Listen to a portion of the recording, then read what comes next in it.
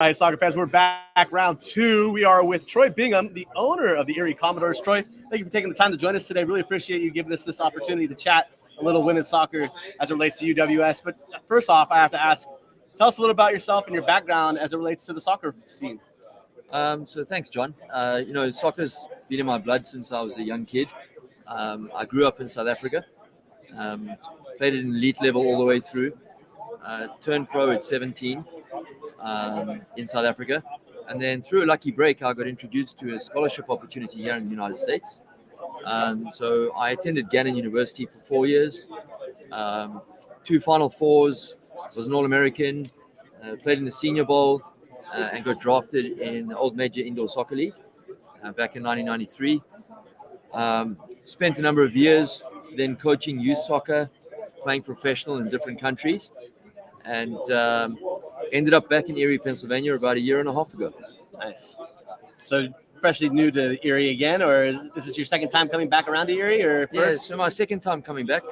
Both my sons ended up going to Gannon on soccer scholarships, and so we wanted to move back to Erie as a family to be located with them. So I arrived back about 15 months ago. The first thing we did is we needed to find a business, and so we bought the sports center that's based in Erie. It's a 60-acre facility, 10 outdoor fields. The first thing we did is we put a full-size FIFA-accredited indoor field into the facility, and we purchased the MPSL license, Erie Commodores. And off the back of that, we said we need to have a strong women's program, and so we bought a UWS license. Nice. Amazing. Yeah, it was brilliant having you in the league last year. You were in a highly competitive East Conference that brought us thrilling games with high-scoring things.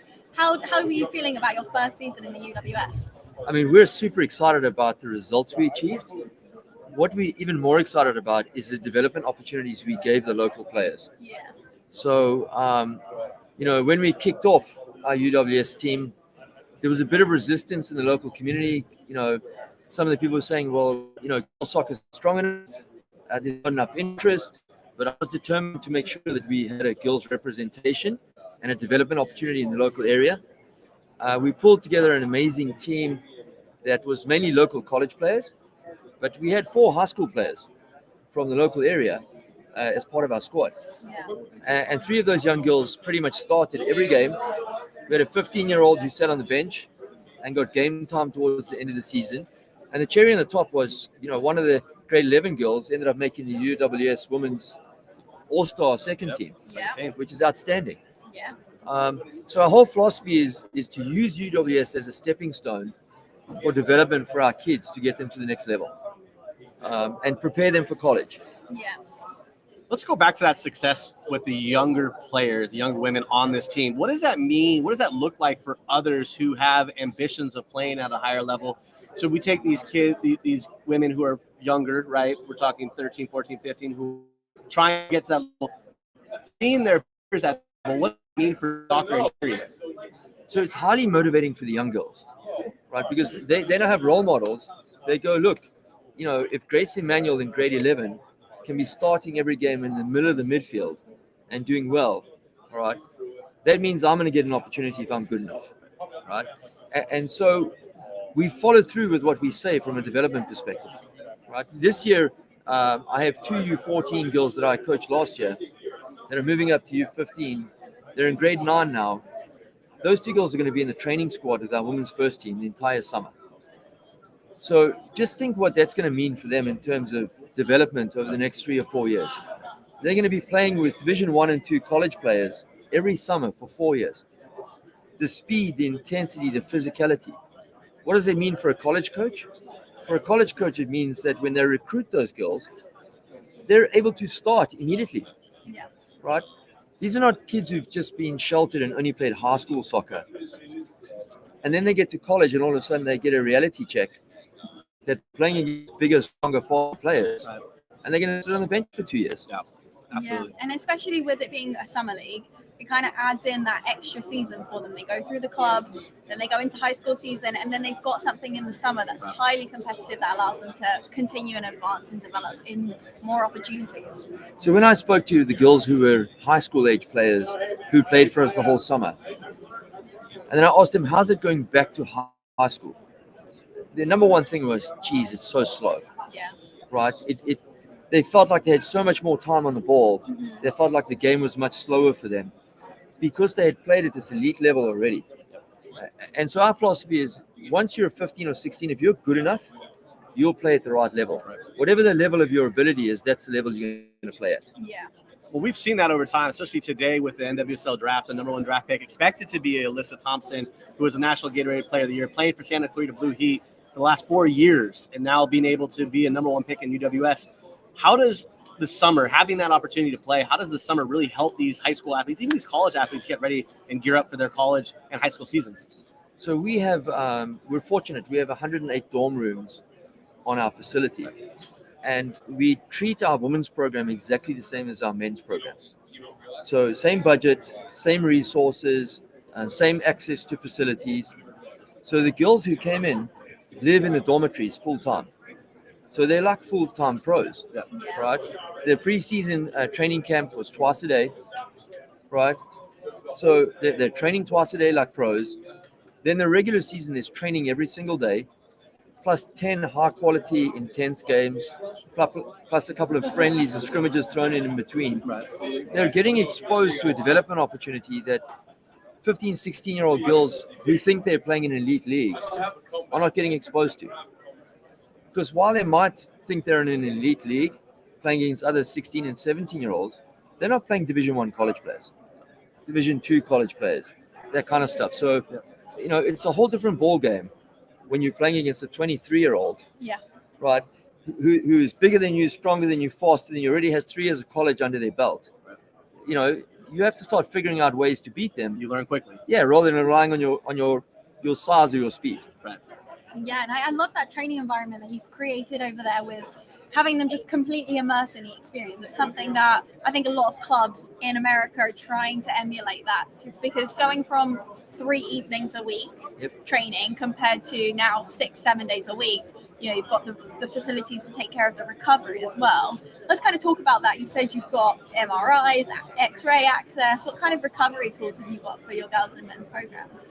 So we're very fortunate. We're finalizing an arrangement now with a very, very big regional medical company. They're building a 20,000 square foot high performance sports institute at our facility. Wow.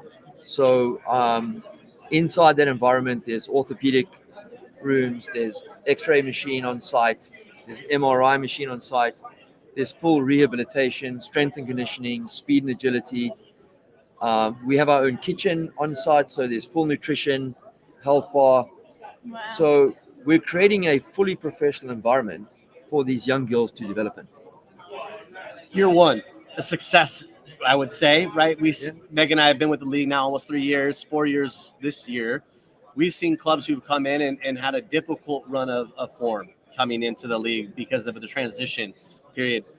You didn't seem to have that problem this year as it related to the result. We talked a little bit before about, the games, the close games, right? Finishing what you start. Tell us a little bit about that first season and what should we expect from Erie in year 2 in the UWS?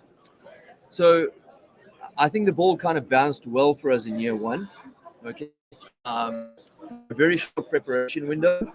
Our first game was against the top team pretty much in the competition, Buffalo. We kicked off in the first 15 minutes. We were really under pressure.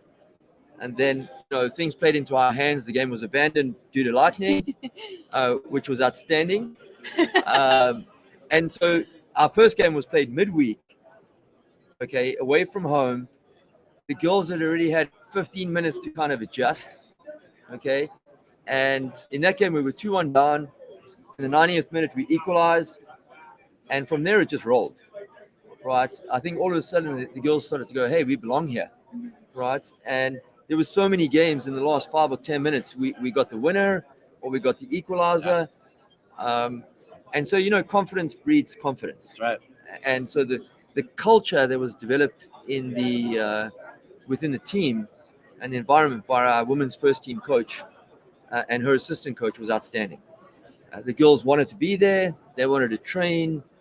They were enjoying what they were doing, and so it just built from there.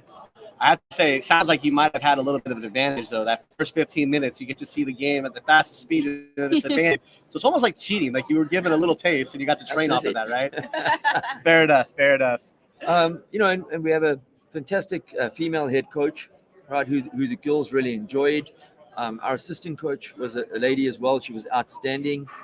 But this season, other teams know who we are now, right? So we need to take a step up.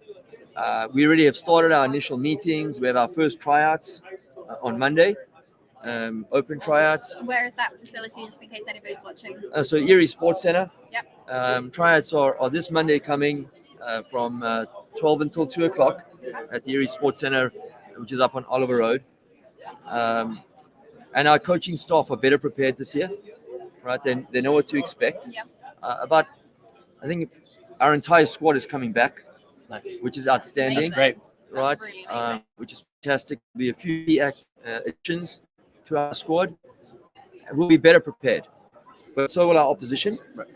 And so, we're looking forward to a competitive second season. All right, and last question. Who is your player to watch in this upcoming season? I would say, the three youngsters Yeah. who were the spine for us last. Brooklyn Respecki was just a workhorse up front, was outstanding. Grace Emmanuel plays way beyond her years in the middle of the midfield. Hannah will be a shining light for us this year. She was more below the radar last year. And then we have a youngster, Olivia Dixon, who's only gone into grade 9, who got some game time last season. We're looking for her to step up and get more game time. And then all of our college players coming back. Leah Bermudez, our captain, is just unbelievable. Great captain, too. Right? Great captain, incredible leader. The girls follow her. Yeah, that's what we need. Absolutely. No matter how good your coaches are, you need a strong leader on the field. Yeah. And so we're really lucky to have Leah leading the team. Awesome. Well, Troy, we appreciate you taking the time. We know you've got some clinics and diplomas to get today, so we wish you the best of luck today, and hopefully this summer we get an opportunity to see you guys up close and personal. Magic. Thanks so much. Appreciate it. Thank you.